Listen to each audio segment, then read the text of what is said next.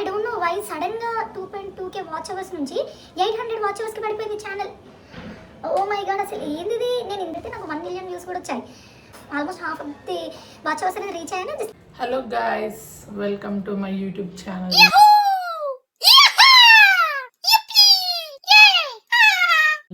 చాలా అంటే చాలా డేస్ అవుతుంది కదా. అంటే నేను మామూలుగానే లాంగ్ వీడియోస్ చాలా తక్కువ పోస్ట్ చేయడము. ఇంకా అట్లాంటిది అంటే షార్ట్స్లో అయితే యాక్టివ్గానే ఉంటా, బట్ లాంగ్ వీడియోస్ ఇలా మాట్లాడుతూ చేయడం అయితే నాకు తెలిసి సెకండ్ వీడియో అనుకుంటా అంతే. సో యాక్చువల్లీ నేను చాలా అంటే చాలా గ్యాప్ తీసుకున్నా. మీరు నా యూట్యూబ్ని ఒకవేళ ఫాలో అవుతూ ఉంటే, ఎప్పటి నుంచో చూస్తూ ఉంటే మీకు అర్థమైపోతుంది. యాక్చువల్లీ ఎందుకు అనేది మీకు ఆల్రెడీ తమ్ముళ్ళు చూస్తే అర్థమైపోయి ఉంటుంది. యూట్యూబ్ సెడ్ నో అని.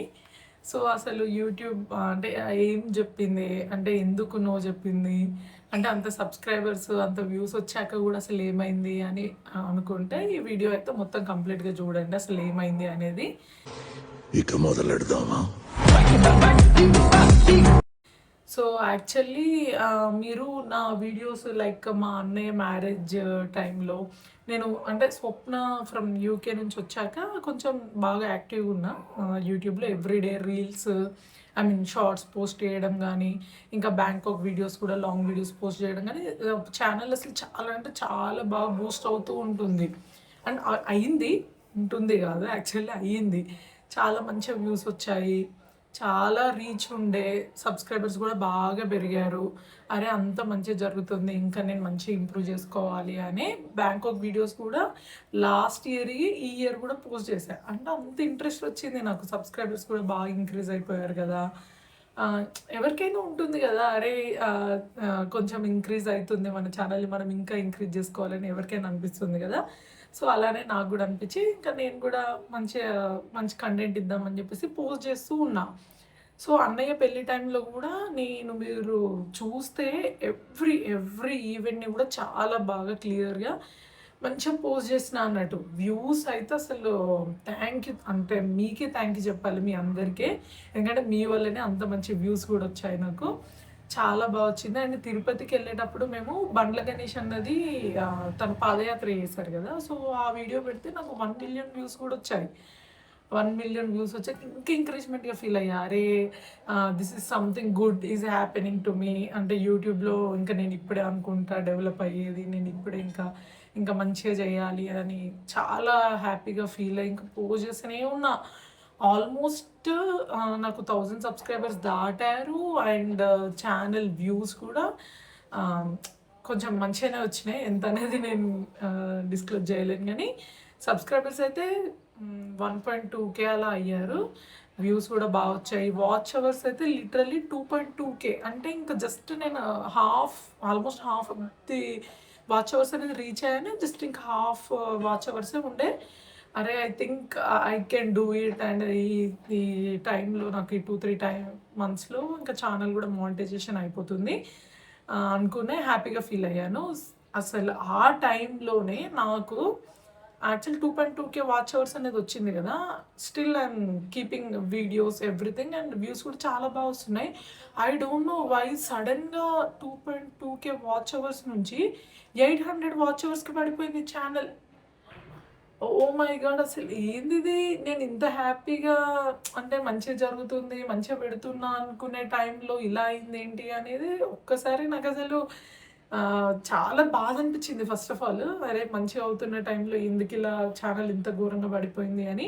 సరే మొన్న ఏదైనా వీడియో గిట్ట తక్కువ వ్యూస్ వచ్చిందా ఏంటని చెక్ చేస్తే అసలు ప్రతి వీడియో, ఐ మీన్ ప్రతి షార్ట్ కూడా 2 డిజిట్, అంటే like 20K, 30K, 56K, 98K అలా ఉన్నాయి వ్యూస్ కూడా. అసలు తక్కువ వ్యూస్ అంటే నాకు ఆ టైంలో 6K, 5K తక్కువ వ్యూస్. ఎవ్రీ వీడియో కూడా 20K, 12K, అసలు చాలా అంటే చాలా బాగా వ్యూస్ వచ్చినాయి. కానీ వాచ్ అవర్స్ అనేది సడన్గా 2K నుంచి 800కి పడిపోయింది. అస్సలు నాకు ఏం చేయాలో అర్థం కాలేదు. నాకు అసలు ఇంకా ఏంది అసలు ఇంత మంచిగా గ్రోత్ అవుతున్న టైంలో ఇలా పడిపోయిందని చాలా అంటే చాలా అప్సెట్ అయ్యాను నేను. అంటే అది ఓన్లీ నాకే తెలుసు, ఎందుకంటే వీడియోస్ తీసుకోవడము, ఎడిటింగ్ చేసుకోవడం, పోస్ట్ చేయడము, అదంతా స్ట్రగుల్ అనేది ఎవరి ఛానల్కైనా వన్ మ్యాన్. వన్ మ్యాన్ స్ట్రగులే ఉంటుంది. అంటే ఎవరైనా హెల్ప్ చేసినా ఏం హెల్ప్ చేస్తారు, వీడియోస్ తీసి ఇవ్వడంలో హెల్ప్ చేస్తారు కావచ్చు. బట్ దాని తర్వాత ఇంకెంత వర్క్ అనేది ఎడిటింగ్ చేసుకొని పోస్ట్ చేసుకున్న వాళ్ళకే తెలుస్తుంది. సో నేను అలా చేసుకున్నదని నాకు ఇలా అయిపోయేసరికి అయితే చాలా అంటే చాలా బాధ అనిపించింది.